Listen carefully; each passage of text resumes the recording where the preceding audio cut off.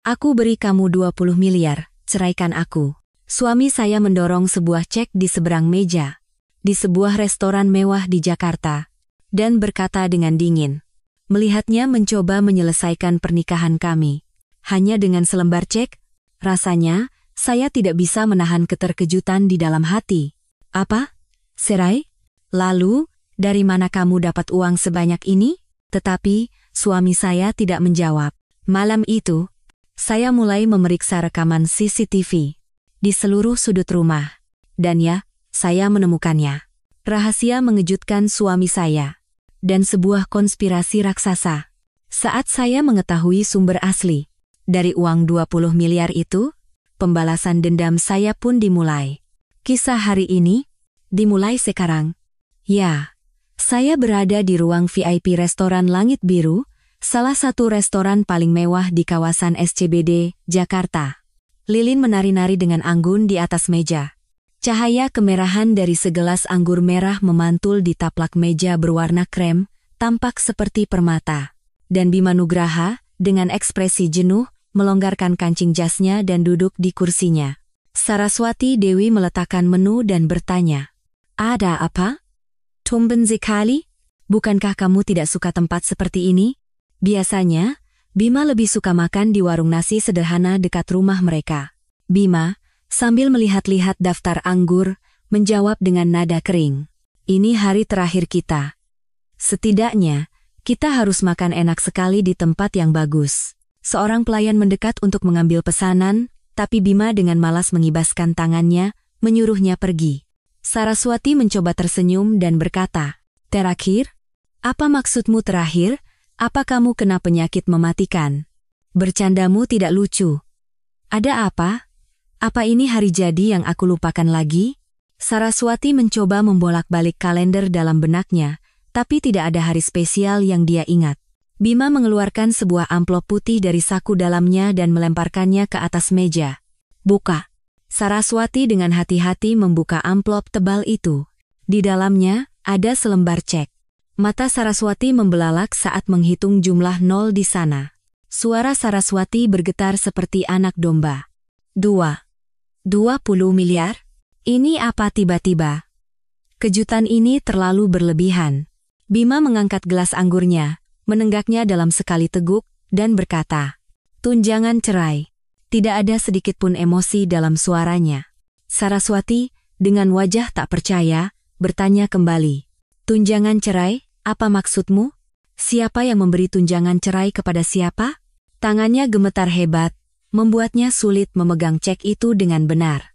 Bima menyeka bibirnya dengan serbet dan memberitahunya, "Mari kita bercerai." Seketika, semua kebisingan di restoran itu lenyap seperti sihir.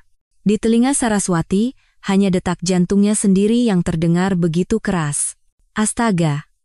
Sepertinya kondisiku sedang tidak baik akhir-akhir ini, sampai aku salah dengar.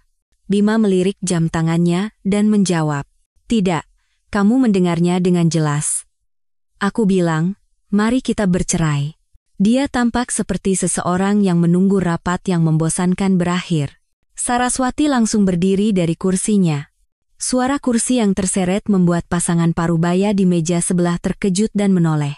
Saraswati, dengan jari yang gemetar karena marah, menunjuk ke arah Bima dan berteriak, "Bima Nugraha, kamu sudah gila." Bima, dengan tenang memotong steaknya dengan pisau, menjawab, "Tentu saja tidak. Justru saat inilah aku paling waras dalam hidupku." Suara pisau yang beradu dengan piring menggores saraf Saraswati dengan tajam. Suara Saraswati semakin keras tak terkendali. Tiba-tiba cerai, apa ini masuk akal? Semua mata di restoran tertuju pada mereka berdua. Bima memasukkan potongan daging ke mulutnya, mengunyahnya, dan berkata, "Ini bukan tiba-tiba. Aku sudah lama menunggu hari ini." "Sejak kapan? Kamu tidak pernah mengatakan apa-apa padaku." Saraswati mencondongkan tubuhnya ke arah Bima, bertumpu pada meja. Bima mengangkat bahu dan berkata, "Untuk apa aku bilang? Pendapatku toh tidak pernah penting." Seorang pelayan mendekat dengan hati-hati dan mengisi ulang gelas air Saraswati. Saraswati mengambil gelas itu dan meminumnya sampai habis, tetapi rasa hausnya yang membakar tidak kunjung hilang. Apa salahku? Apa yang membuatmu begitu tidak puas? Bima, sambil menuangkan anggur, menjawab, kamu tidak melakukan kesalahan apapun, aku hanya muak hidup denganmu. Muak? Dengan pernikahan kita? Air mata panas mulai menggenang di mata Saraswati. Pasangan muda di meja sebelah berbisik-bisik sambil mengeluarkan ponsel mereka. Bima melirik sekeliling dengan kesal dan berkata, pelankan suaramu. Mau pamer? Apa kamu tidak malu? Saraswati tertawa seolah tak percaya. Malu? Apa itu pantas diucapkan oleh orang yang menciptakan situasi memalukan ini? Kakinya lemas, dan dia terduduk kembali di kursi. Saat itu, ponsel Bima berdering. Senyum tipis tersungging di bibir Bima saat dia memeriksa pesan itu. Saraswati bertanya dengan tajam, apa itu? Siapa? Bima membalikkan ponselnya dan menjawab dengan acuh tak acuh. Kantor. Kantor menghubungimu malam-malam begini? Ada proyek penting yang harus diselesaikan. Saraswati meremas cek itu di tangannya. Kertas itu seolah menjerit kesakitan. Jadi, hanya dengan selembar cek ini, kamu mau menghapus semua tahun-tahun kita bersama? Bima menyesap anggurnya dan mencibir. Untukmu, itu sudah lebih dari cukup. Uang yang bahkan tidak akan pernah bisa kamu sentuh seumur hidupmu. Saraswati melemparkan cek yang sudah kusut itu ke wajah Bima. Aku tidak butuh. Aku tidak akan pernah mau bercerai. Bima menatap Saraswati dengan mata dingin. Lalu mau apa? Mau bertengkar habis-habisan di pengadilan? Saraswati melipat tangannya dan menantang. Setidaknya beri aku alasan. Kenapa kamu melakukan ini? Alasannya, aku sudah bosan dengan wanita sepertimu. Berapa kali harus kubilang? Bima kembali memeriksa jam tangannya. Saraswati bertanya langsung.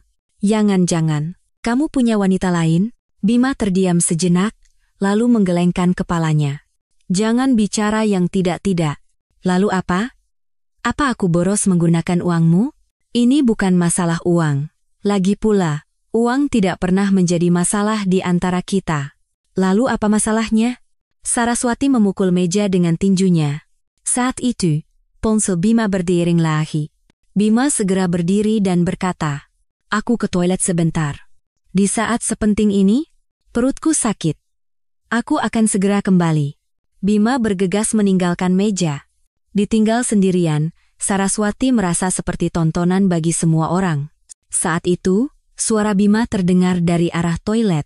Suara yang begitu lembut, seolah meneteskan madu. Iya, sayang.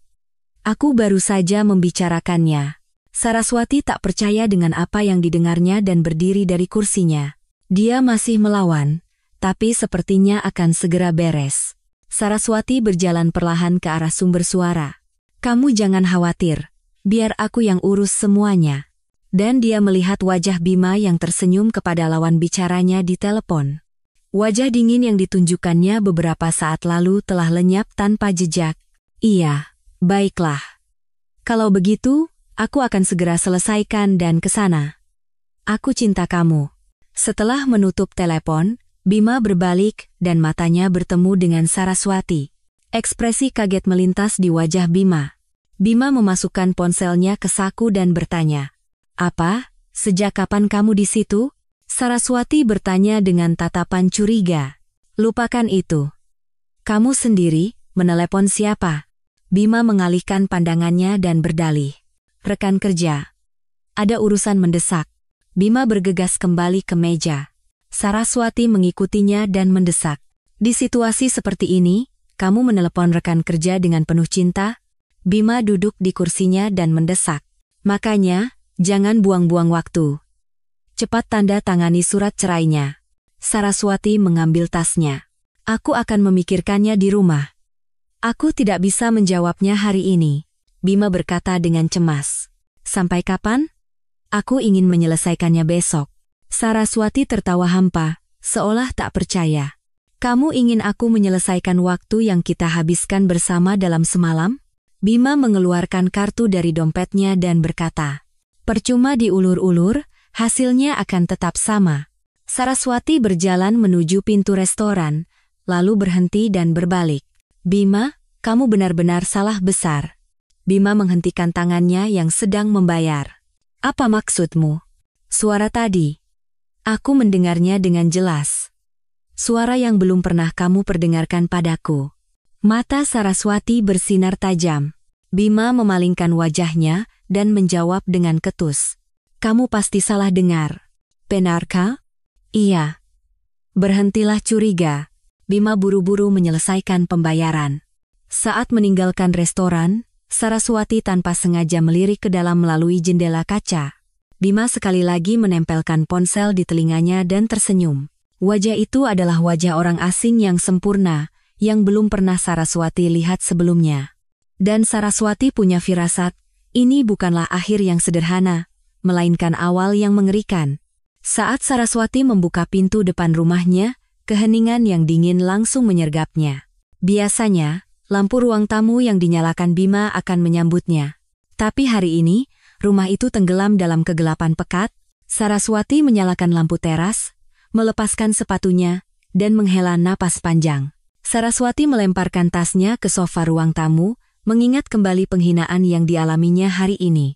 Suara kejam Bima terus terngiang di telinganya.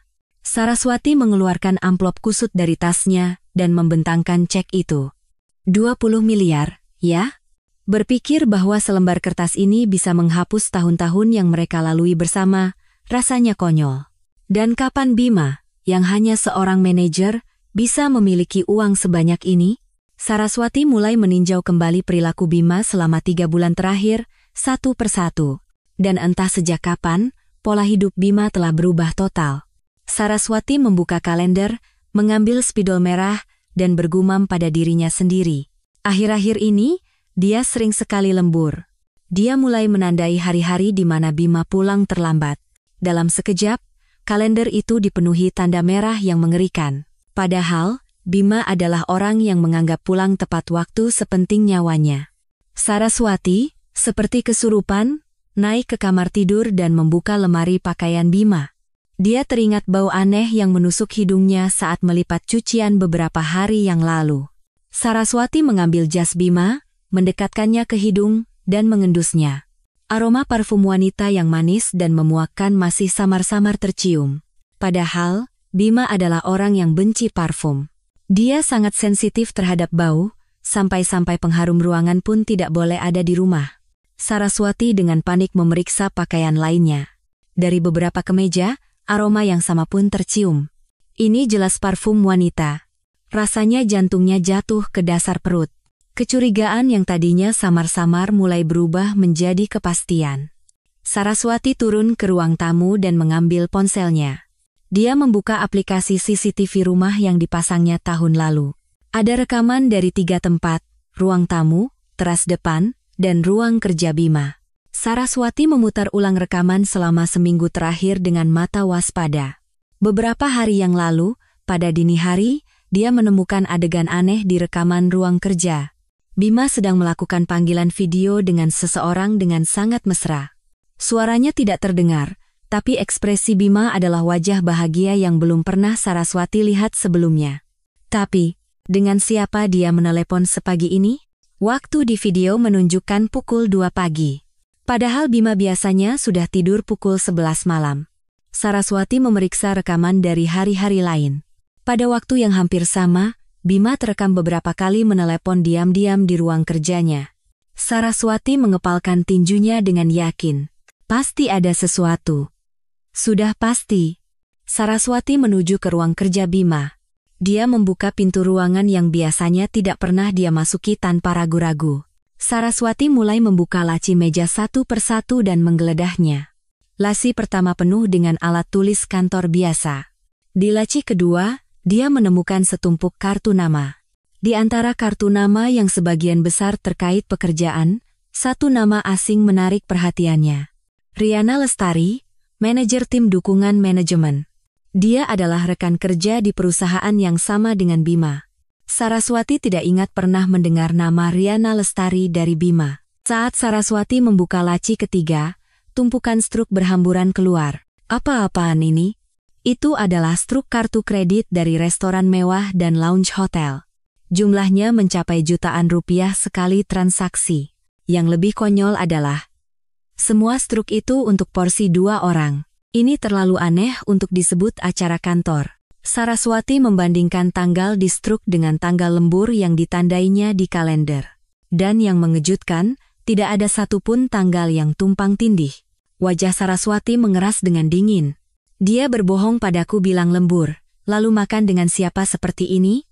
Saraswati memotret setiap struk dengan ponselnya.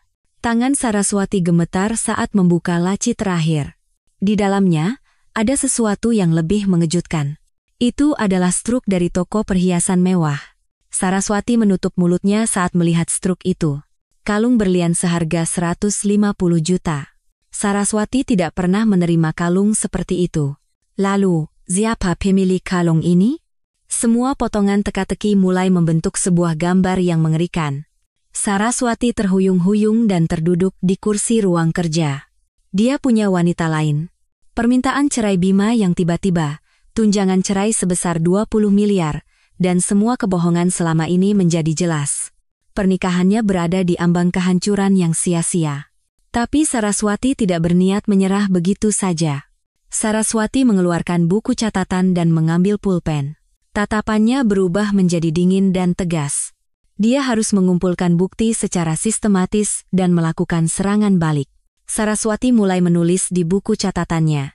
Identitas selingkuhan, Riana Lestari.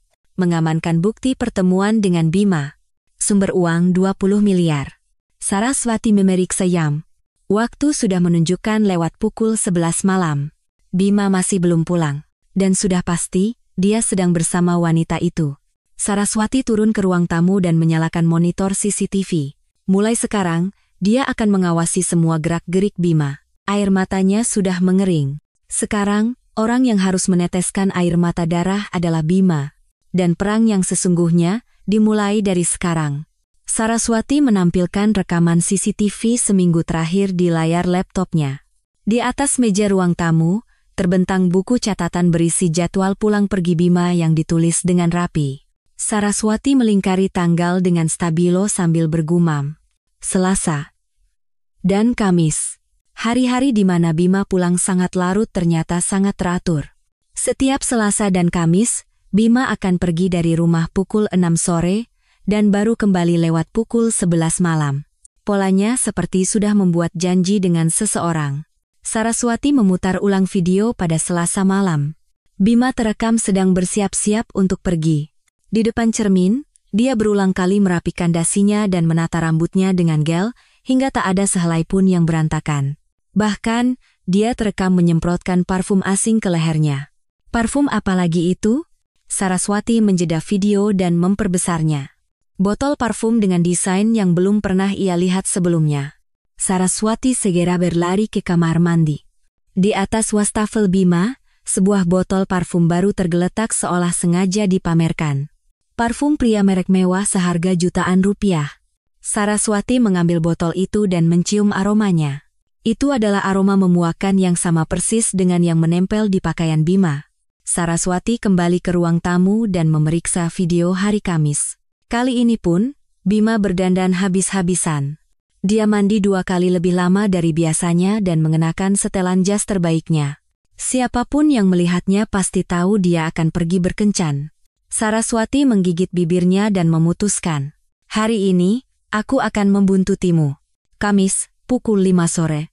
Saraswati duduk di sebuah kafe dekat kompleks apartemen mereka. Duduk di dekat jendela, ia menunggu mobil Bima keluar. Tepat pukul 6 sore, sedan hitam Bima meluncur keluar dari tempat parkir. Saraswati segera berlari keluar dari kafe dan menyetop taksi. Saraswati berteriak dengan panik. "Pak, tolong ikuti mobil hitam di depan itu, jangan sampai kehilangan." Sopir taksi melirik Saraswati melalui kaca spion dan bertanya. "Sepertinya ada urusan penting ya, Bu? Pokoknya cepat, Pak. Jangan sampai ketinggalan." Suara Saraswati terdengar tajam dan bergetar. Mobil Bima melaju ke arah SCBD, berlawanan dengan arah kantornya. Sekitar 30 menit kemudian, mobil Bima berhenti di depan sebuah hotel mewah di dekat stasiun MRT Istora Mandiri. Saraswati membayar taksi, turun, dan bersembunyi dari kejauhan. Bima turun dari mobil dan masuk ke lobi hotel. langkahnya terlihat sangat bersemangat seperti anak kecil. Saraswati mengikutinya ke lobi dan duduk di sofa yang tersembunyi. Dia membuka koran untuk menutupi wajahnya sambil mengamati gerak-gerik Bima. Bima berdiri di salah satu sudut lobi, memainkan ponselnya sambil menunggu seseorang. Ujung sepatunya mengetuk-netuk lantai, menunjukkan bahwa dia sangat tidak sabar. Tak lama kemudian, seorang wanita muda keluar dari lift. Wajah Bima langsung berseri-seri melihat wanita itu. Saraswati mengintip dari balik koran, mengamati wanita itu dari ujung kepala hingga ujung kaki. Jadi itu wanitanya. Seorang wanita berambut panjang, tinggi, dan bertubuh bagus. Bima berlari menghampiri wanita itu, dan wanita itu langsung menggandeng lengan Bima seolah sudah menunggu. Melihat pemandangan itu, jantung Saraswati serasa jatuh. Saraswati menggeretakkan giginya sambil menatap tajam wanita itu. Siapapun bisa melihat bahwa wanita itu jauh lebih muda dari Bima. Bima dan wanita itu hendak meninggalkan hotel. Saraswati dengan cepat mengeluarkan ponselnya dan menekan tombol kamera. Momen saat mereka berdua keluar dari hotel, saat Bima merangkul bahu wanita itu, saat mereka saling menatap dan tertawa, semuanya ia potret tanpa terlewatkan. Keduanya kemudian masuk ke sebuah restoran mewah di dekat hotel. Itu adalah restoran yang sama dengan struk yang Saraswati temukan di ruang kerja Bima. Saraswati sempat ragu di pintu masuk restoran. Tapi, ia tidak bisa pulang begitu saja. Saraswati masuk ke dalam restoran dengan hati-hati. Seorang staf mendekat dan bertanya, "Selamat malam, Bu. Untuk berapa orang?" Saraswati menundukkan topinya lebih dalam dan menjawab, "Sendirian. Tolong meja di pojok paling belakang." Untungnya, meja mereka tidak terlihat dari tempat duduk Saraswati. Namun, suara mereka terdengar sangat jelas. Bima berkata dengan suara yang membuat merinding, "Aduh, Rianaku sayang, kenapa cantik sekali hari ini?" Itu adalah suara yang selama pernikahannya belum pernah Saraswati dengar sekalipun. Riana menjawab dengan suara manja, "Mas Bima juga ganteng banget hari ini." Saraswati menajamkan telinganya, fokus pada percakapan mereka. Bima bertanya, "Di kantor tidak ada yang aneh, kan?" Riana menjawab, "Enggak kok. Semua aman, tidak ada yang curiga. Aku kan jago akting." Bima berbisik, "Sabar sedikit lagi, ya." Semuanya hampir selesai. Tangan Saraswati gemetar karena amarah. Saraswati menekan tombol rekam di ponselnya. Riana, sambil memainkan gelas anggurnya, bertanya, "Jadi, kapan kamu akan menceraikan istrimu itu?" Napas Saraswati tercekat. Bima menjawab dengan penuh percaya diri, "Jangan khawatir. Minggu ini juga aku akan dapatkan tanda tangannya." Riana bersorak gembira. "Benarkah? Berarti mulai bulan depan kita bisa tinggal bareng?" Bima menggenggam tangan Riana dan berkata, "Tentu saja. Percayakan saja semuanya pada Mas." Saraswati sudah tidak tahan lagi. Dia berdiri dan berlari ke toilet, lalu menghentikan rekamannya. Wajahnya yang terpantul di cermin tampak begitu menyedihkan. Ketika Saraswati kembali ke mejanya, mereka berdua sudah selesai makan dan bersiap pergi. Bima mengeluarkan kartu untuk membayar, dan Riana bergelayut di lengannya sambil berbisik terima kasih. Keduanya berjalan ke arah meja Saraswati. Saraswati buru-buru menutupi wajahnya dengan menu. Jantungnya berdebar kencang. Untungnya, mereka berdua tidak mengenalinya dan melewatinya begitu saja. Saraswati berlari keluar restoran dan naik taksi. Selama perjalanan pulang, kepalanya serasa mau pecah. Sebuah pertanyaan yang lebih besar dari pengkhianatan Bima, yang tak tahu malu mengganggunya. Sebenarnya, dari mana datangnya uang 20 miliar itu? Ini jelas bukan perselingkuhan biasa. Di baliknya, pasti ada rahasia yang jauh lebih besar. Saraswati tiba di rumah dan segera mencadangkan foto serta file rekaman. Dia menulis nama di buku catatannya. Riana Lestari. Mata Saraswati bersinar dingin. Sekarang, tujuannya hanya satu. Saraswati menatap tajam lingkaran di kalender. Itu adalah hari di mana Bima mengatakan akan pergi dinas ke Surabaya selama 3 hari, mulai besok. Ini adalah kesempatan emas untuk mengungkap segalanya. Saraswati menyalakan laptopnya dan bergumam. Coba kita lihat, apa benar ini perjalanan dinas? Saraswati masuk ke situs web perusahaan Bima dan memeriksa semua pengumuman. Tidak ada satupun proyek yang berhubungan dengan cabang Surabaya. Justru, ada rapat penting seluruh staf yang dijadwalkan di kantor pusat Jakarta. Saraswati mencibir. Sudah kuduga, bohong. Perjalanan dinas hanyalah alasan. Jelas dia berencana pergi berlibur dengan wanita itu. Keesokan paginya, Bima muncul dengan sebuah koper besar, seolah pamer. Tidak seperti biasanya, barang bawaannya jauh lebih banyak. Aku berangkat dinas, ya. Bima berkata dengan acuh tak acuh dan keluar dari pintu depan. Saraswati menahan amarah yang meluap-luap dan memaksakan senyum. Begitu mobil Bima menghilang dari pandangan, senyum di wajah Saraswati pun lenyap. Saraswati langsung menuju ke ruang kerja Bima. Tujuannya adalah brankas kecil yang berdiri kokoh di sudut ruangan. Saraswati berjongkok di depan brankas dan mulai mencoba menekan kombinasi kata sandi. Ulang tahun Bima. Bukan. Kalau begitu, hari jadi pernikahan kami. Beberapa kombinasi angka telah dicoba, tetapi brankas itu tidak bergeming. Saat itu, sebuah angka yang sering dibanggakan Bima terlintas di benaknya. Tanggal dia diterima bekerja di perusahaan besar itu. Lingsan YR. Saat Saraswati menekan angka-angka itu, terdengar bunyi bip dan pintu brankas terbuka dengan suara berat. Jantung Saraswati berdebar kencang. Di dalam brankas, ada tumpukan dokumen, buku tabungan, stempel, dan lain-lain. Saraswati mengambil map dokumen paling atas. Judul laporan transfer dana perusahaan terlihat jelas. Saraswati membuka dokumen itu dengan bingung. Isinya menyatakan bahwa Bima telah ditugaskan untuk mengelola dana perusahaan sejak 3 bulan lalu. Padahal, Departemen Bima sama sekali tidak berhubungan dengan keuangan. Selanjutnya, Saraswati membuka buku tabungan pribadi atas nama Bima. Mata Saraswati terbelalak kaget saat melihat isinya. Selama 3 bulan terakhir, uang dalam jumlah fantastis terus-menerus masuk. 500 juta, 700 juta, 1 miliar.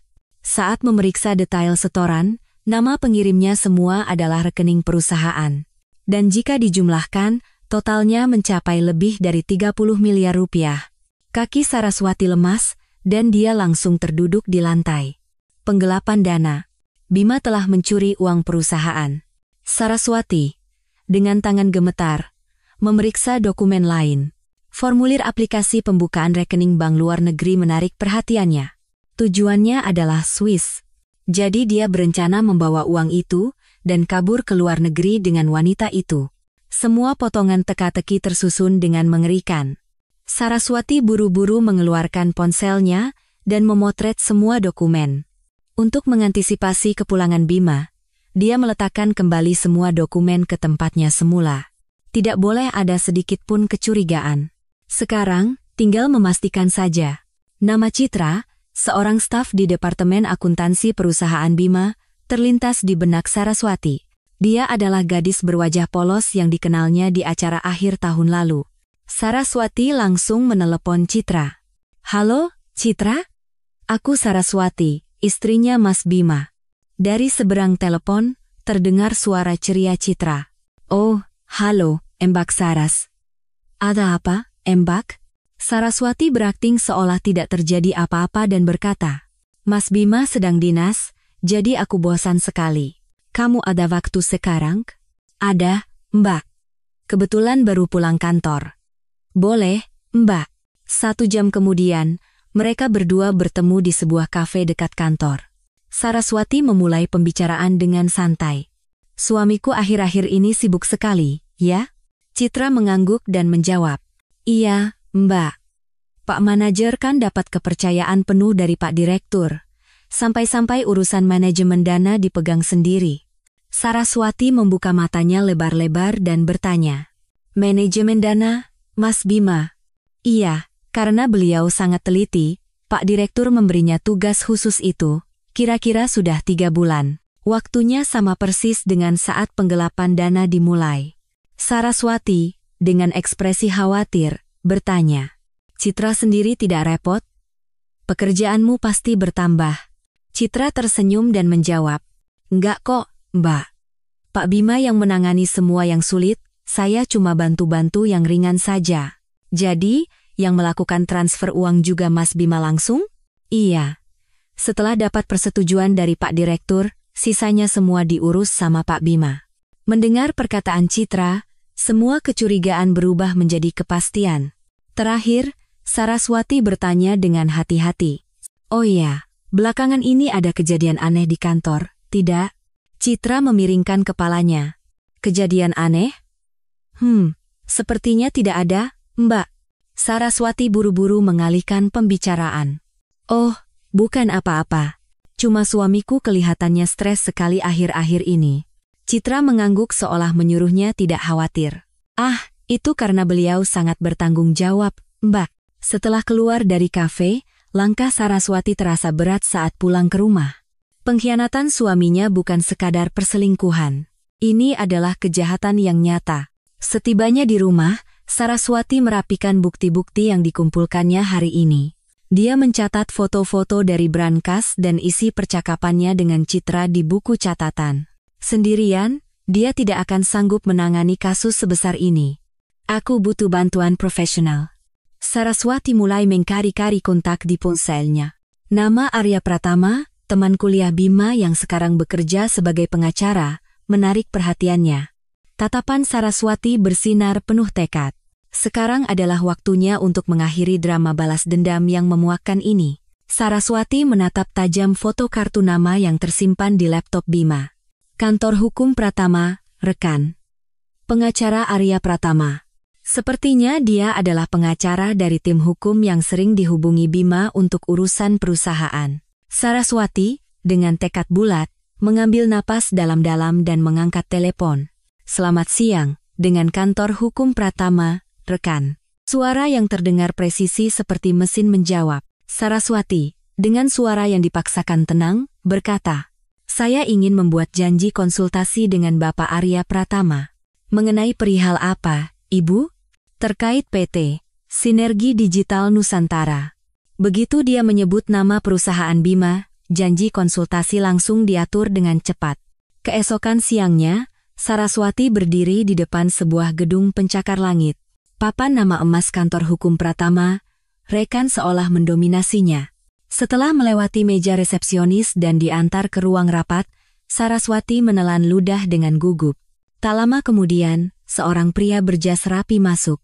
Arya Pratama, dengan senyum ramah, memperkenalkan diri. Saya Arya Pratama. Dia adalah pria dengan suara yang meyakinkan dan penampilan yang rapi.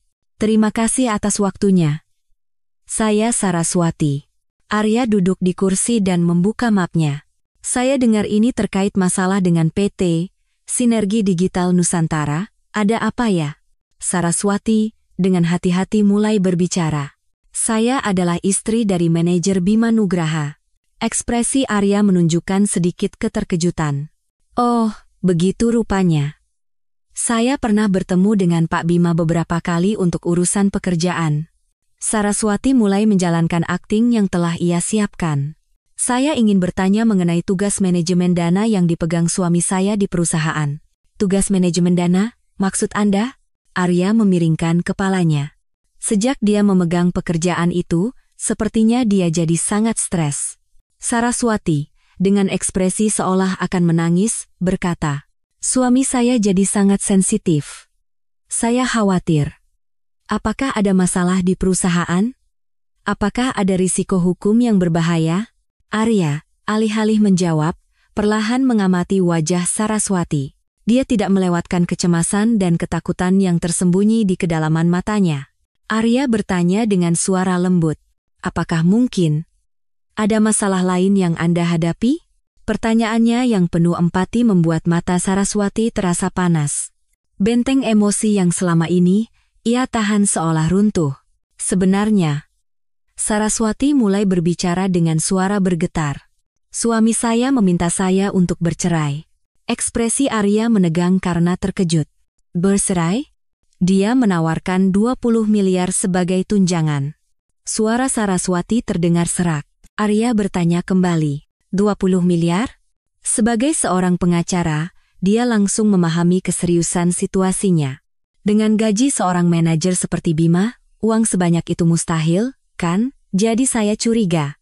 Jangan-jangan uang itu ada hubungannya dengan perusahaan. Akhirnya, air mata Saraswati pecah. Arya berdiri dari kursinya dan memberikan segelas air untuk Saraswati. Ekspresi formal di wajahnya telah hilang. Tenanglah, Bu. Ini adalah masalah yang sangat serius. Saraswati menatap Arya dengan tatapan memohon. Apa yang harus saya lakukan? Arya menjawab tanpa ragu. Saya akan membantu Anda. Saraswati menatapnya dengan mata terkejut. Tapi, Anda kan bekerja dengan suami saya. Apakah tidak apa-apa? Arya berkata dengan tegas. Sebagai pengacara, saya tidak bisa membiarkan tindakan ilegal. Jika manajer Bima benar-benar melakukan penyelewengan, itu harus dihentikan. Kata-katanya membuat Saraswati merasa lega. Arya memberikan nasihat dengan suara profesional. Pertama-tama, kita butuh bukti yang akurat. Saat ini, semuanya masih sebatas dugaan. Anda akan kesulitan jika sendirian. Saya akan mencarikan seorang ahli untuk Anda. Arya menulis nama dan nomor di belakang kartu namanya dan memberikannya. Doni Hidayat, seorang investigator. Dia mantan penyidik KPK dan ahli terbaik dalam kasus seperti ini. Saraswati bertanya dengan cemas. Apakah dia orang yang bisa dipercaya? Saya jamin. Kemampuannya terbaik, dan dia sangat bisa menjaga rahasia, rekomendasi Arya. Tapi biayanya pasti mahal. Saraswati mengkhawatirkan masalah praktis. Jangan khawatirkan soal biaya. Anda bisa melunasinya setelah kasus ini selesai. Perhatian Arya membuat Saraswati terharu. Terima kasih banyak. Padahal kita baru bertemu hari ini, tapi Anda. Tatapan Arya menjadi hangat saat menatap Saraswati. Pasti berat sekali bagi Anda. Mulai sekarang, jangan menanggungnya sendirian. Untuk pertama kalinya dalam hidupnya, Saraswati merasakan uluran tangan penyelamat dari orang asing. Arya mengantar Saraswati yang keluar dari ruang rapat menuju lift. Besok, segera temui investigator Doni. Saya akan atur jadwal pertemuannya dan menghubungi Anda. Tepat sebelum pintu lift tertutup, Arya berkata pada Saraswati. Bu Saras, jangan pernah menyerah. Saya akan membantu Anda di sisi Anda. Saraswati, tanpa sadar, mengangguk dan tersenyum tipis. Rasanya seperti melihat seberkas cahaya di tengah waktu yang seperti neraka. Turun ke lobi, Saraswati menatap nama yang dituliskan Arya. Hatinya merasa tenang karena seolah telah menemukan sekutu yang bisa diandalkan. Namun, di sudut hatinya, sebuah pertanyaan muncul. Kenapa Arya sampai sejauh ini membantunya? Apakah hanya karena rasa keadilan? Atau ada motif lain di baliknya? Tetapi saat ini, Saraswati tidak punya pilihan lain. Keesokan siangnya, Saraswati berdiri di depan sebuah gedung kantor tua di daerah Tebet. Papan nama kantor investigasi KD tergantung dengan genting di lantai 3. Ini adalah pertemuan pertamanya dengan Doni Hidayat, sang pemecah masalah yang direkomendasikan Arya. Saat membuka pintu kantor, seorang pria berjas rapi berdiri dan menyambut Saraswati. Pria berusia pertengahan 40-an dengan postur sedang, namun memiliki tatapan tajam seperti elang. Doni mengulurkan tangan dan memperkenalkan diri. Saya Doni Hidayat. Saya sudah mendengar ceritanya dari Pak Arya. Suaranya rendah dan tenang, namun memancarkan aura dominasi yang tak bisa dijelaskan. Saraswati meletakkan map dokumen yang telah disiapkannya di atas meja. Ini semua yang berhasil saya kumpulkan sejauh ini. Doni, tanpa berkata apa-apa, memeriksa setiap dokumen dengan teliti. Foto Bima dan Riana, bukti penggelapan dari brankas, hingga file rekaman suara. Doni mengangkat pandangannya dari dokumen dan berkata, ini bukan hasil kerja amatir, Anda hebat. Tapi ini belum cukup. Untuk menjatuhkan mereka sekaligus, kita butuh sesuatu yang lebih pasti. Saraswati menelan ludah dan bertanya, apalagi yang dibutuhkan? Rute pergerakan Bima yang lengkap. Lokasi dan waktu pertemuan dengan selingkuhannya. Dan yang paling penting, alur aliran uang hasil penggelapan. Doni menjelaskan sambil menunjuk-nunjuk meja dengan jarinya. Berapa lama waktu yang dibutuhkan? 1 bulan. 1 bulan sudah cukup, kata Doni sambil melihat kalender. Bagaimana dengan biayanya? Pak Arya sudah setuju untuk menanggung semuanya, Anda tidak perlu khawatir. Doni menjawab singkat. Sejak hari itu, 1 bulan yang seperti neraka dimulai. Minggu pertama, Doni membuntuti Bima seperti bayangan. Saraswati juga mengawasi setiap gerak-gerik Bima melalui CCTV di rumah. Saraswati mencatat rute pergerakannya dan melapor. Selasa jam 6 sore, hotel di SCBD. Doni berhasil memotret adegan pertemuan mereka di lobi hotel dengan kamera profesional. Foto yang sempurna dan jernih. Doni menelepon. Kamis polanya sama. Saraswati menjawab, mereka bertemu secara rutin setiap minggu. Minggu kedua, Arya ikut bergabung untuk memperkuat bukti hukum. Mereka bertiga berkumpul di sebuah kafe untuk rapat strategi.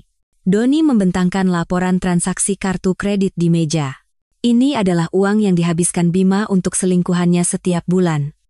Lebih dari 100 juta. Barang mewah, hotel, liburan ke luar negeri. Benar-benar keterlaluan. Saraswati menggigit bibirnya. 100 juta? Iya. Dengan gaji Riana, pengeluaran sebesar ini mustahil, jelas Doni.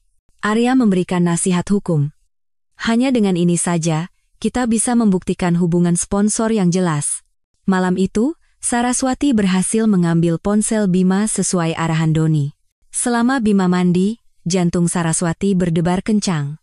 Musim semi nanti, setelah semua beres, kita pergi ke Swiss, ke surga kita berdua. Aku akan menjadikanmu ratu. Itu adalah pesan yang dikirim Bima kepada Riana. Saraswati, menahan tangan yang gemetar karena marah, menyimpan bukti itu. Minggu ketiga, bukti krusial berhasil didapatkan. Doni berhasil melacak riwayat transaksi Bank Bima. Saya memeriksanya melalui manajer VIP bank, lapor Doni. Saraswati bertanya dengan cemas. Informasi apa yang didapat?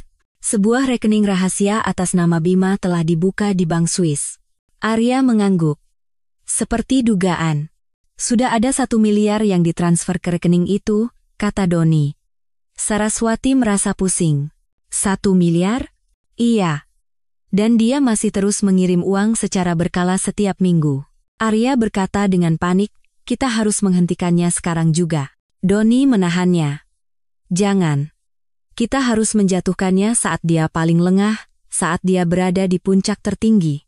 Minggu keempat, Saraswati memasang alat perekam super kecil di mobil Bima.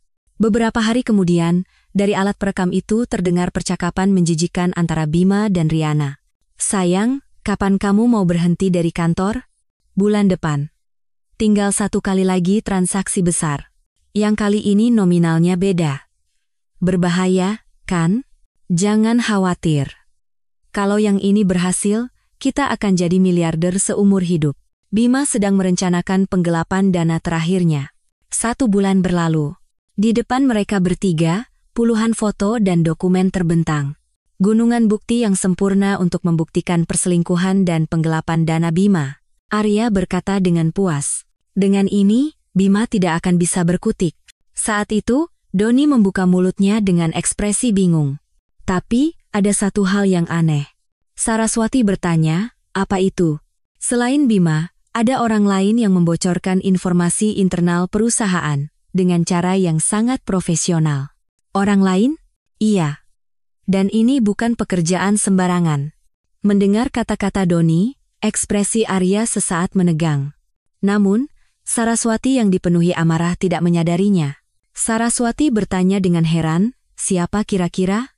Doni, sambil melirik Arya, menjawab, entahlah. Itu harus diselidiki lebih lanjut. Setelah sebulan penuh pelacakan, Saraswati memiliki semua senjata yang dibutuhkan untuk balas dendam. Kini, tinggal menunggu waktu untuk menghabisi Bima. Namun, kata-kata terakhir Doni mengganjal di hatinya. Firasat buruk bahwa ada pengkhianat lain di belakang Bima mulai terasa. Keluar dari kantor Arya, Saraswati menatap wajahnya yang terpantul di pintu lift yang dingin, sambil mati-matian mengingat kembali percakapan barusan. Kata-kata terakhir Doni, orang lain yang membocorkan informasi internal, terasa seperti duri yang tersangkut di tenggorokannya. Dan Saraswati tidak melewatkan bagaimana ekspresi Arya sesaat menegang dingin saat mendengar kata-kata itu. Saraswati, Saat naik ke lift yang kosong, bergumam pada dirinya sendiri. Kenapa dia berekspresi seperti itu? Selama perjalanan turun ke lobi, kecurigaan terhadap Arya terus berputar di benaknya. Rasa janggal yang ia rasakan sejak pertemuan pertama seolah mulai terungkap. Dia terlalu baik. Setibanya di rumah, Saraswati langsung menyalakan laptop. Dia memutuskan untuk menyelidiki latar belakang Arya sendiri. Di mesin pencari, dia mengetik kantor hukum Pratama, rekan, pengacara Arya Pratama. Banjir artikel tentangnya sebagai pengacara spesialis hukum perusahaan, terutama M.A. merger, akuisisi, yang bersifat hostile, muncul. Di antara rekam jejak kemenangannya yang gemilang, satu nama perusahaan yang familiar menarik perhatiannya. Konsultan M.A. untuk PT Inovasi Teknologi Asia. Seketika, jantung Saraswati berdebar kencang. Saraswati mencari lagi tentang PT Inovasi Teknologi Asia. Itu adalah perusahaan IT raksasa yang belakangan ini agresif mengakuisisi perusahaan sejenis. Saraswati kemudian menemukan artikel yang mengejutkan. Artikel itu menyebutkan bahwa PT Inovasi Teknologi Asia saat ini sedang mempertimbangkan untuk mengakuisisi perusahaan Bima, PT Sinergi Digital Nusantara. Ternyata mereka kompetitor. Semua potongan teka-teki tersusun dengan mengerikan. Untuk melakukan akuisisi, mengetahui kelemahan perusahaan target adalah hal yang krusial. Dan bagi Arya, informasi internal dari PT Sinergi Digital Nusantara pasti sangat berharga. Darah Saraswati terasa dingin. Arya, jangan-jangan kamu juga hanya memanfaatkanku? Saraswati, dengan tangan gemetar, menelepon Doni. Pak Doni, ada yang ingin saya minta tolong. Doni bertanya dengan suara heran, ada apa, Bu? Tolong selidiki tentang pengacara Arya Pratama.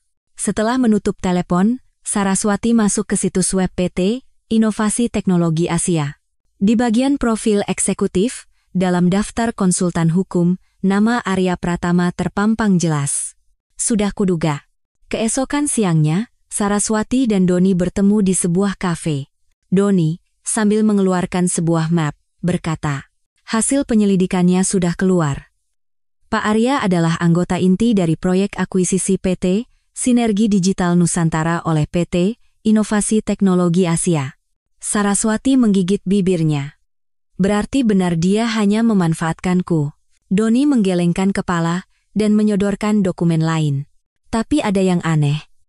Pak Arya sudah menyelidiki PT Sinergi Digital Nusantara jauh sebelum bertemu dengan Anda.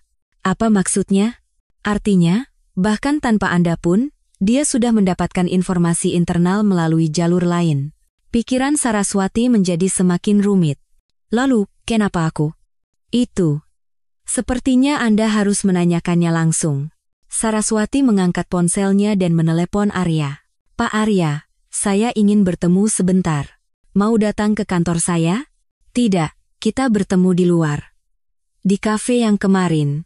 1 jam kemudian, keduanya duduk berhadapan di kafe yang sepi. Senyum santai yang biasa menghiasi wajah Arya telah lenyap. Arya memulai pembicaraan lebih dulu. Apa yang ingin Anda bicarakan? Saraswati menembak dengan dingin. PT Inovasi Teknologi Asia. Nama itu saja sudah cukup, kan? Cangkir kopi di tangan Arya bergetar. PT Inovasi Teknologi Asia?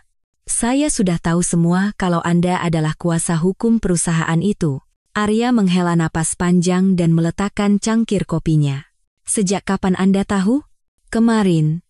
Jadi saya bertanya, apa dari awal Anda memang berniat memanfaatkanku? Saraswati menatap lurus ke mata Arya. Arya terdiam sejenak, lalu membuka mulut. Jujur saja, awalnya memang begitu. Sudah kuduga. Senyum pahit tersungging di bibir Saraswati. Arya buru-buru melanjutkan.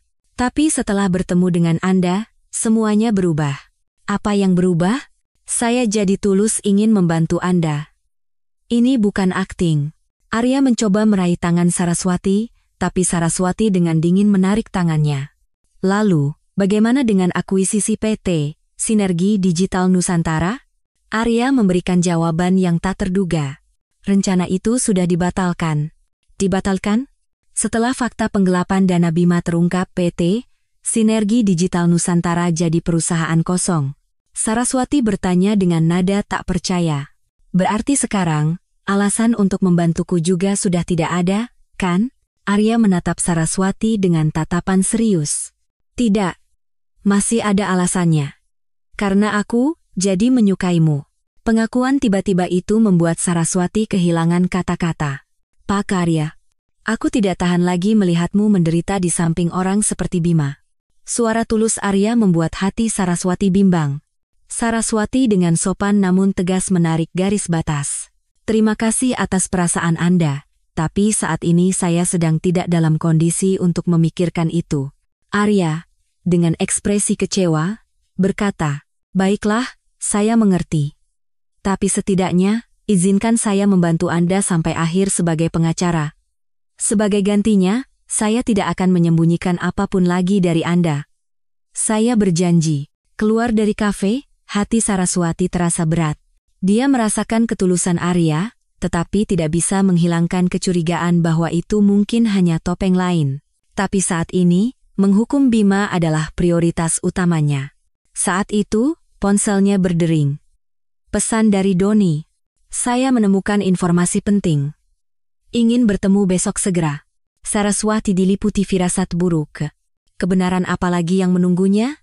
Beberapa hari kemudian, sebuah panggilan mendesak datang dari Doni. Ketenangannya yang biasa telah lenyap, digantikan oleh suara yang tegang. Bu Saraswati, tolong segera datang ke kantor sekarang. Situasinya benar-benar berbalik. Jantung Saraswati serasa jatuh. Ada apa? Tidak bisa dibicarakan lewat telepon. Anda harus datang dan melihatnya sendiri. Mendengar suara Doni, Saraswati hanya mengenakan mantel dan berlari keluar rumah. 1 jam kemudian, kantor yang ia datangi berbeda dari biasanya. Semua jendela ditutupi tirai, dan wajah Doni mengeras seperti batu. Di atas meja, tumpukan dokumen dan foto berserakan seperti diterpa badai. Ada apa? Semalam saya tidak bisa tidur setelah membaca pesan Anda, tanya Saraswati cemas sambil duduk. Doni menghela napas dalam-dalam dan berkata, Bu Saras, Anda harus kuat. Ini jauh lebih besar dari yang kita bayangkan. Perusahaan Bima bukan sekadar perusahaan IT biasa. Doni mendorong setumpuk dokumen ke arah Saraswati. Saraswati melihatnya, tapi hanya ada angka-angka yang tidak bisa ia pahami dan istilah akuntansi seperti sandi. Ini semua apa? Ini adalah aliran dana PT Sinergi Digital Nusantara yang sebenarnya. Perusahaan ini adalah gudang untuk mencuci uang haram dalam jumlah besar. Mendengar kata-kata Doni, wajah Saraswati memucat. Pencucian uang? Benar. Dan Bima adalah pion utama dalam organisasi itu. Doni menyebarkan bukti-bukti lain di atas meja. Berarti uang yang digelapkan suami saya juga uang organisasi? Bima, dengan nekatnya, telah mencuri uang milik organisasi itu sendiri. Doni mengeluarkan selembar foto dari bagian terdalam map. Dan ini adalah dalang sebenarnya yang mengendalikan semua ini dari balik layar. Dalam foto itu, seorang pria berusia akhir 60-an terekam sedang turun dari sedan mewah. Orang ini adalah Pramono Adiwijaya, yang biasa dipanggil Ketua. Dia adalah Presiden Ekonomi Bawah Tanah Indonesia. Pramono Adiwijaya? Saraswati baru pertama kali mendengar nama itu. Dia adalah monster yang menguasai puluhan perusahaan, termasuk PT Sinergi Digital Nusantara. Sebuah nama perusahaan melintas di benak Saraswati seperti kilat. Kalau begitu, PT Inovasi Teknologi Asia juga? Benar. PT Inovasi Teknologi Asia juga milik Pramono.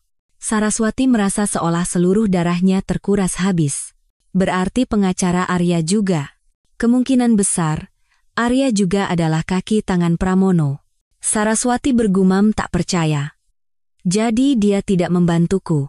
Mungkin dia memanfaatkan Anda untuk mencari sesuatu. Doni menyodorkan dokumen terakhir di depan Saraswati. Melihatnya, mata Saraswati terbelalak seolah mau robek.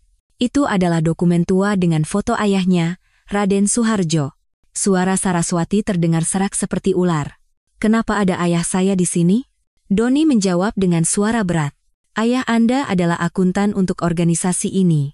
Ayah saya melakukan hal seperti itu, dan beliau sedang bersiap untuk membongkar semua kebusukan organisasi ini ke publik. Tapi, tepat sebelum semuanya terungkap, beliau meninggal secara misterius. Saraswati berdiri dan berteriak, "Ayah saya bunuh diri." "Anda tahu apa sampai bicara sembarangan?" Doni menunjukkan catatan investigasi polisi saat itu. "Bu Saras, ini jelas pembunuhan yang disamarkan sebagai bunuh diri." Saraswati terdiam karena syok, hanya menatap dokumen itu. Doni kemudian mengucapkan kata-kata yang lebih tak bisa dipercaya. "Dan pertemuan Anda dengan Bima. Itu juga bukan kebetulan." Kaki Saraswati lemas, dan dia terduduk kembali di kursi. "Maksudmu, pernikahan saya direkayasa? Organisasi itu sedang mencari buku besar dana gelap yang disembunyikan ayah Anda. Jadi, mereka menempatkan seorang mata-mata di sisi Anda, satu-satunya kerabat darah ayah Anda. Seluruh hidupnya terasa seperti kebohongan. Lalu Riana. Perselingkuhan itu. Semuanya? Benar. Semuanya adalah drama besar untuk menipu Anda." Saraswati tertawa seperti orang gila. "Jadi aku adalah tokoh utama dalam sebuah penipuan raksasa. Berarti, apa yang kita lakukan sekarang juga sudah mereka ketahui?" Doni menunjuk keluar jendela dengan dagunya. "Sejak 3 hari yang lalu, mobil itu sudah mengawasi kita. Melalui celah tirai, sebuah sedan hitam terlihat." Saraswati bertanya dengan suara cemas, "Kita harus bagaimana sekarang?" "Kita harus segera pergi dari sini." "Dan ke kejaksaan." Sebelum Doni selesai bicara, pintu kantor terbuka dengan kasar. 2 pria berwajah sangar masuk. Salah satunya menatap Doni dan berkata, "Anda Pak Doni Hidayat, kan?" Doni menyembunyikan Saraswati di belakangnya dan bertanya, "Siapa kalian? Masuk seenaknya?" Pria itu tersenyum sinis. "Ketua ingin bertemu dengan Anda berdua." "Ketua mana?" "Ketua Pramono Adiwijaya." Mendengar nama itu, tubuh Saraswati membeku seperti batu. Doni menantang, "Bagaimana kalau kami menolak?" Pria itu meraba saku dalam jasnya, mengancam, "Kalau begitu, ceritanya akan jadi sedikit lebih panjang."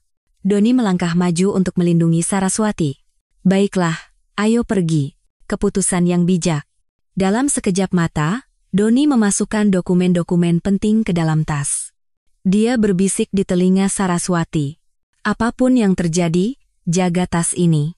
Mereka berdua digiring oleh pria-pria itu keluar kantor. Di depan gedung, sebuah sedan hitam menunggu seperti kereta dari neraka. Saat dipaksa masuk ke dalam mobil, pikiran Saraswati kosong. Waktunya telah tiba untuk berhadapan dengan kejahatan raksasa yang telah menelan seluruh hidupnya.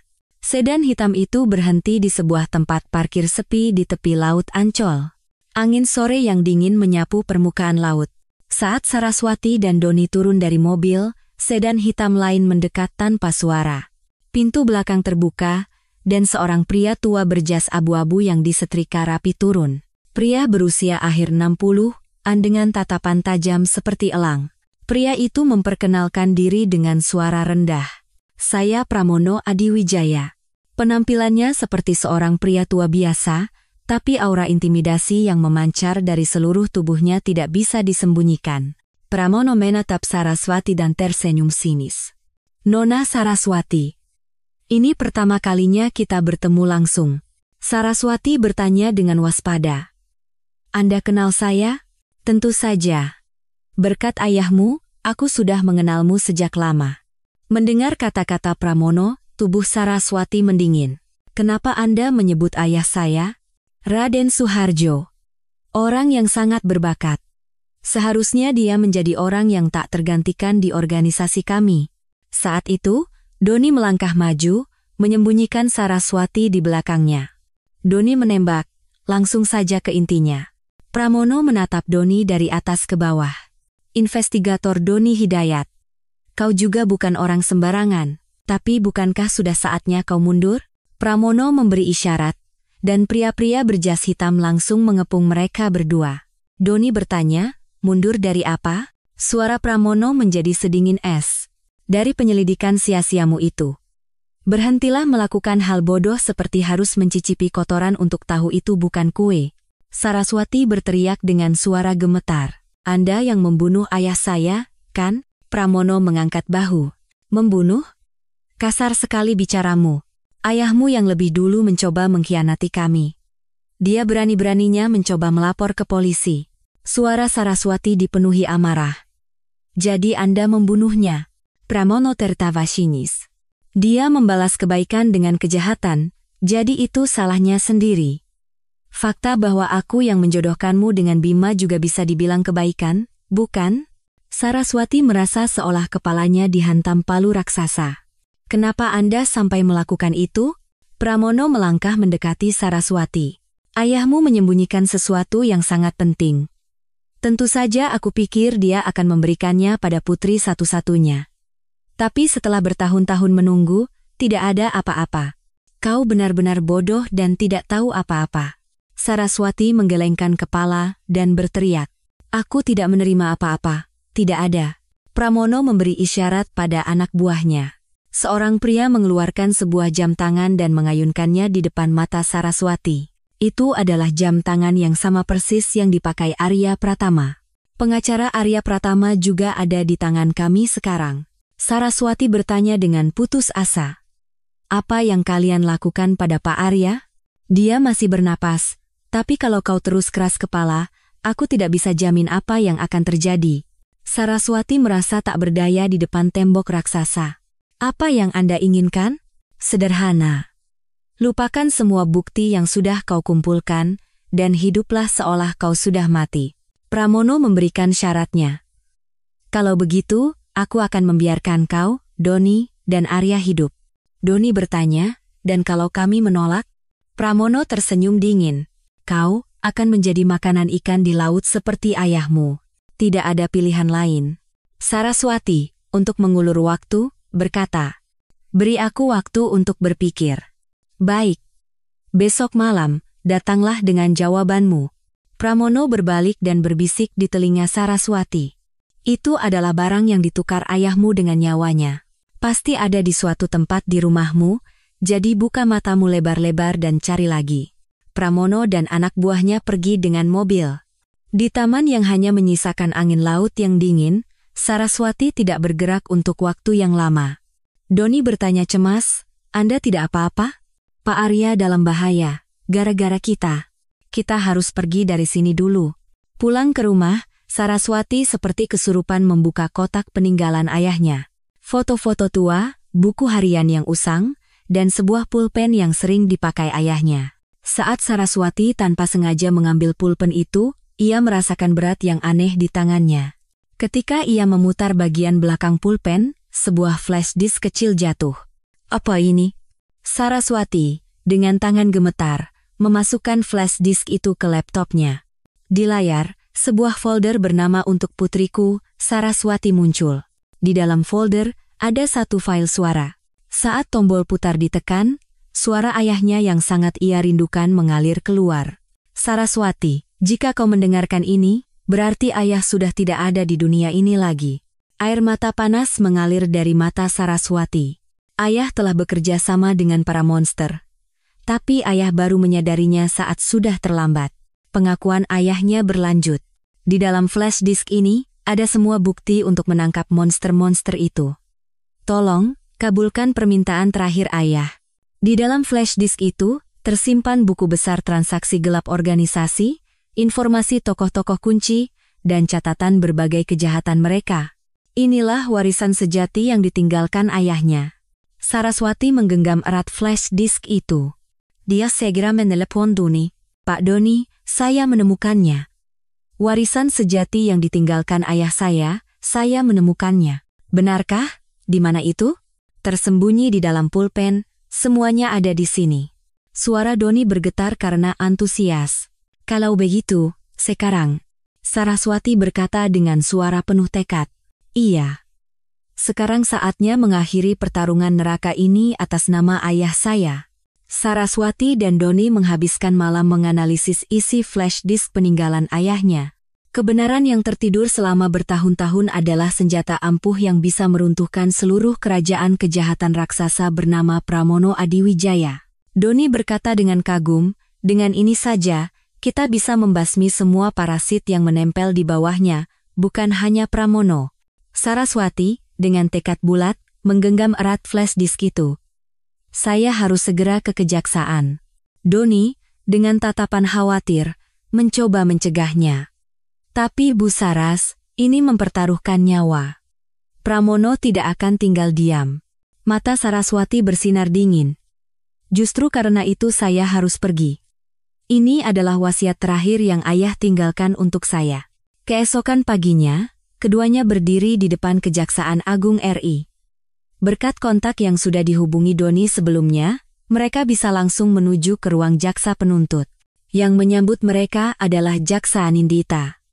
Seorang jaksa wanita berusia awal 40-an dengan tatapan mata yang tajam. Setelah memeriksa data di dalam flash disk, ekspresi Jaksa Anindita menegang karena syok. Ya Tuhan, organisasi monster seperti ini beroperasi di jantung negara kita. Doni menjawab, akarnya terlalu dalam, kami bahkan tidak tahu harus mulai dari mana. Jaksa Anindita, dengan tekad bulat, berdiri. Kita cabut sampai ke akarnya. Saya akan segera membentuk tim investigasi khusus. Untuk perlindungan Anda berdua, kami akan siapkan rumah aman. Saraswati menggelengkan kepala. Tidak perlu. Saya akan menyaksikan akhir dari mereka dari rumah saya sendiri. Sore itu, seluruh Indonesia gempar.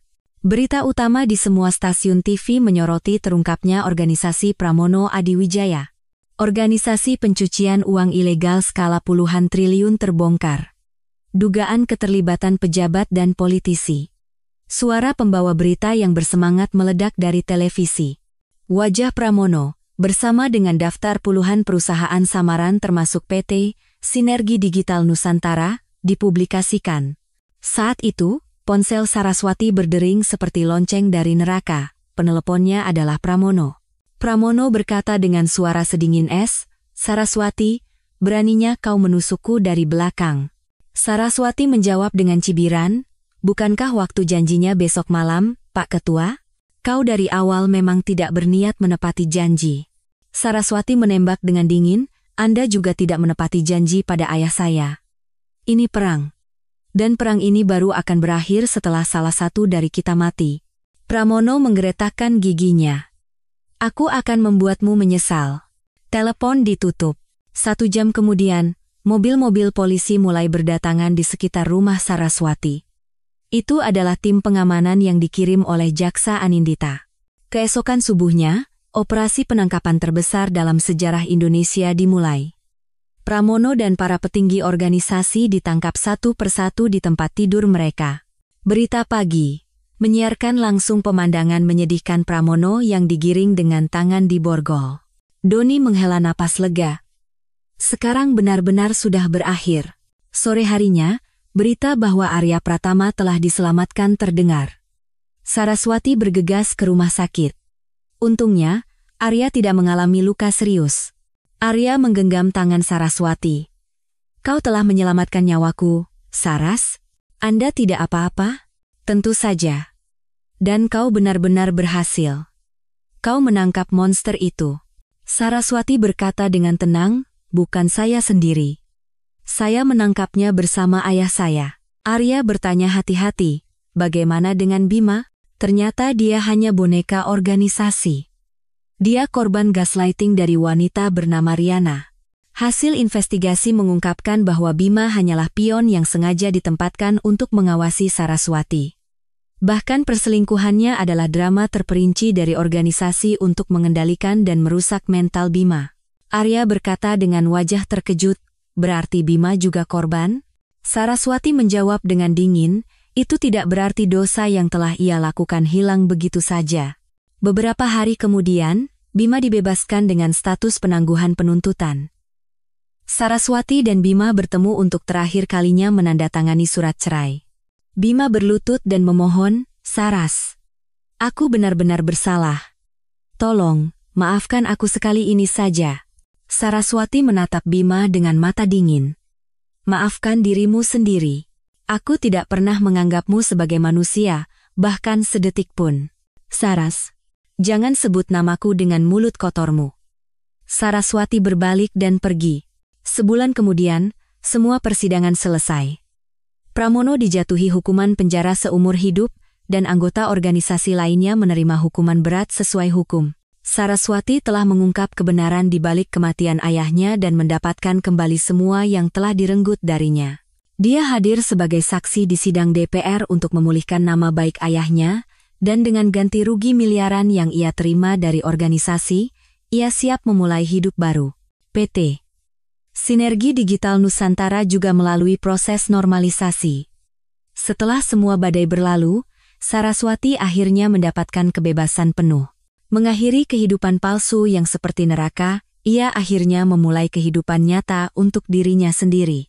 Saraswati membuka jendela lebar-lebar dan membiarkan sinar matahari yang melimpah menyinari seluruh tubuhnya.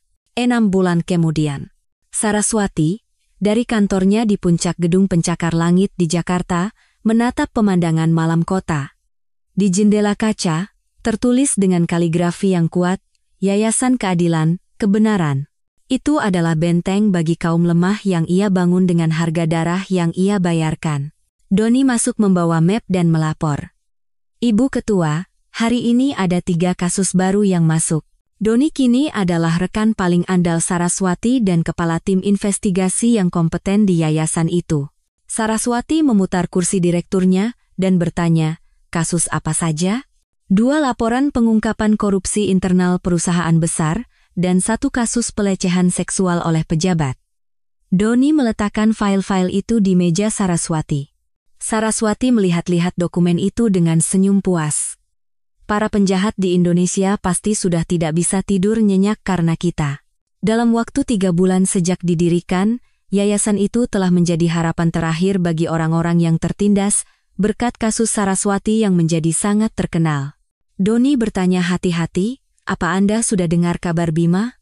Saraswati menjawab acuh tak acuh, saya dengar dia pindah ke kota kecil dan bekerja di sebuah pabrik. Sebelum meninggalkan Jakarta, Bima mengirimkan surat panjang berisi penyesalan kepada Saraswati. Saraswati merobek surat itu tanpa membacanya. Baginya, Bima bahkan bukan lagi objek kemarahan. Apa dia akan baik-baik saja sendirian? Tanya Doni cemas. Saraswati berkata dengan tegas, hidupnya sekarang adalah urusannya sendiri. Tidak ada hubungannya lagi dengan hidup saya. Tidak ada sedikit pun penyesalan akan masa lalu dalam suaranya. Saat itu, pintu kantor terbuka dan Arya Pratama masuk membawa kopi. Dewi keadilan kita, apa hari ini juga sibuk? Saraswati tersenyum lebar menyambut Arya. Pak pengacara, silakan masuk. Arya menjadi konsultan hukum pro bono untuk yayasan itu. PT Inovasi Teknologi Asia sudah sepenuhnya normal. Bau busuk Pramono sudah hilang semua. Arya berkata sambil mengeluarkan dokumen. Syukurlah. Kasihan para karyawan yang tidak bersalah jika harus kehilangan pekerjaan, Saraswati menghela napas lega. Arya, setelah ragu sejenak, memberanikan diri bertanya, Saras, apa? Malam ini kau ada waktu? Saraswati bertanya dengan nada bercanda, tentu saja. Konsultasi hukum untuk kasus apa yang Anda butuhkan? Arya berkata jujur, bukan. Ini ajakan kencan yang sangat pribadi. Saraswati berpikir sejenak, lalu tersenyum hangat. Arya, saya sangat menghargai perasaanmu, tapi untuk saat ini. Arya memotong perkataan Saraswati sambil tersenyum, saya mengerti, tapi saya tidak akan menyerah, saya akan terus mencoba. Tentu saja. Saya juga menganggapmu sebagai teman yang baik, jawab Saraswati dengan ramah. Arya, meskipun kecewa, menghormati keputusan Saraswati. Sore harinya, Saraswati sendirian mengunjungi makam ayahnya.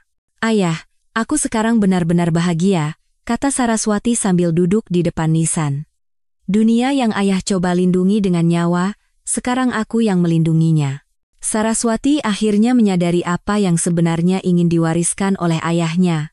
Bukan uang, melainkan hati yang panas untuk melawan ketidakadilan.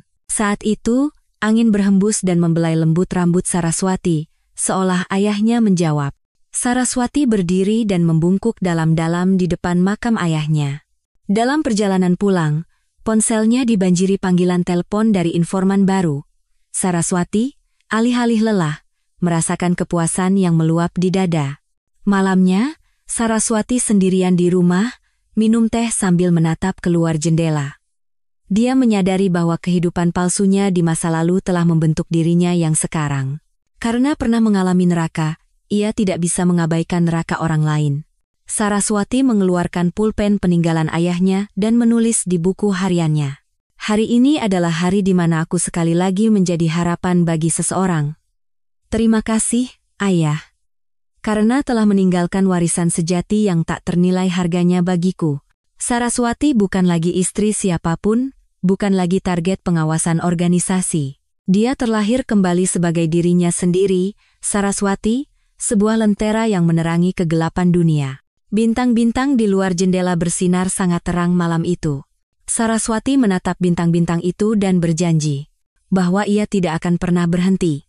Dan suatu saat nanti, ketika semua luka telah sembuh, mungkin ia bisa memulai cinta yang baru. Tapi, ia tidak akan terburu-buru. Karena dirinya yang sekarang, yang bebas dan kuat, begitu berharga baginya. Kehidupan nyata Saraswati baru saja memulai babaknya yang cemerlang. Kisah Saraswati dimulai dengan pengkhianatan dan keputusasaan, namun berakhir dengan keberanian dan keadilan. Permintaan cerai tiba-tiba dari suaminya dan tunjangan besar bukanlah sekadar perselingkuhan, melainkan awal dari sebuah konspirasi raksasa. Namun Saraswati tidak menyerah dan mengungkap kebenaran. Yang paling mengejutkan adalah fakta bahwa seluruh hidupnya adalah skenario yang direkayasa. Dari kematian ayahnya hingga pernikahannya, semuanya adalah rencana sebuah organisasi kriminal besar. Namun, melalui bukti yang ditinggalkan ayahnya dengan mempertaruhkan nyawanya, Saraswati berhasil meruntuhkan organisasi itu. Kemenangan sejati bukanlah balas dendam, melainkan sebuah awal yang baru. Saraswati bangkit dari luka yang ia terima dan mendedikasikan hidupnya untuk membantu orang lain. Warisan sejati yang diwariskan ayahnya bukanlah uang, melainkan hati untuk memperjuangkan keadilan. Terkadang, momen paling gelap justru menjadi kesempatan untuk menemukan cahaya baru. Seperti Saraswati, semoga kita semua bisa menghadapi setiap cobaan dengan tegak, tanpa pernah menyerah. Jika ada yang mendengarkan cerita ini sampai akhir, tolong tinggalkan komentar sudah didengarkan dengan baik. Terima kasih.